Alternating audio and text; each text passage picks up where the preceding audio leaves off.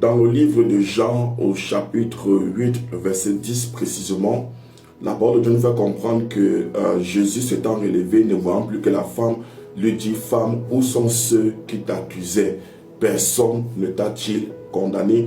Il s'agit ici de la femme qui a été surprise en flagrant délit d'adultère lorsque la foule, les pharisiens sont venus présenter le cas à Jésus. Jésus a dit que celui qui n'a jamais péché jette la première pierre. Nous connaissons tous l'histoire, mais ce qui attire mon attention, c'est le verset 10, là où Jésus pose la question à la femme: où sont ceux qui t'accusaient?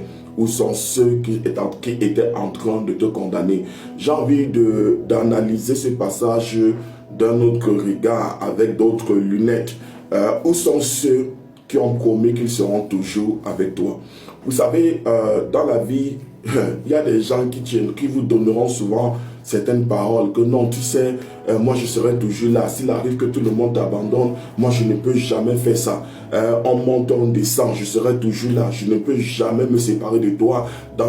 Sur le plan sentimental, ça sera des promesses comme quoi tu es la femme de ma vie, je ne peux pas vivre sans toi, ainsi de suite. Si tu me quittes, je vais mourir, ainsi de suite. Que non, tu sais, homme de Dieu, prophète, moi je suis ton fils, je suis ta fille, même si tout le monde te tourne le dos, pour rien au monde, parce que je sais que tu es, je sais ce que tu fais dans ma vie, je sais ce que Dieu a mis en toi. Même si on me dit aujourd'hui que tu as tué quelqu'un, sache que je serai toujours présent. Où sont passées toutes ces personnes-là? Où sont ces gens aujourd'hui? Certains vous ont bloqué, d'autres ne vous adressent plus la parole, d'autres sont en train de vous accuser, de vous condamner, d'autres sont encore en train de vous salir. Ces gens que vous avez nourris, ces gens que vous avez bâtis, vous êtes investis dans leur vie, vous êtes sacrifiés pour leur vie, et ils ont juré par le ciel et par la terre qu'ils seront éternellement reconnaissants. Où sont passées ces personnes aujourd'hui? Pasteur, où sont passés ces fidèles-là qui ont dit que papa, dès que Dieu nous donne le travail, on va soutenir l'œuvre. Dès que je voyage, je vais soutenir l'œuvre. Ma soeur, où est cet homme qui disait que dès que j'ai un travail, je vais venir t'épouser? Où est cet homme, ma soeur, qui disait que non, tu es l'amour de ma vie?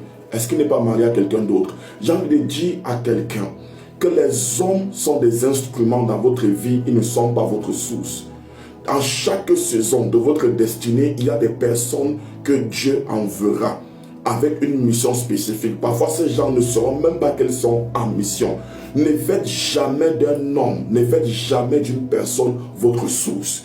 Même si quelqu'un est là, vous soutient, vous assiste, vous donne des millions, fait des choses extraordinaires, cette personne n'est pas votre source. Cette personne est juste un instrument que Dieu a utilisé pour une saison afin de vous faire du bien.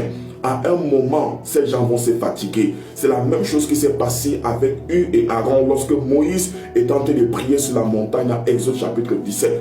Il fut un moment où Moïse et Aaron étaient fatigués et ce qu'ils ont fait, c'était de prendre une pierre et donner ça à Moïse afin que cette pierre puisse soutenir les bras de Moïse. Et qui est cette pierre? La parole de Dieu nous fait comprendre que la pierre qu'on rejetait, ceux qui bâtissaient, est devenue la principale.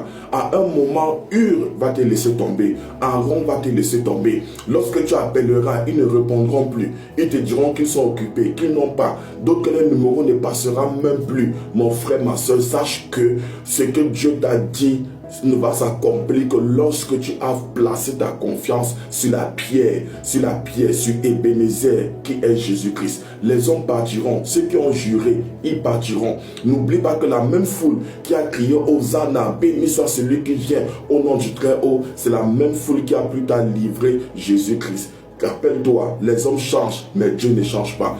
Bâtis ton foyer, bâtis ta vie, bâtis ton destin, bâtis ton ministère sur Christ et non sur les hommes. Les hommes partiront, mais Jésus restera. Que le Seigneur te fasse du bien. Shalom.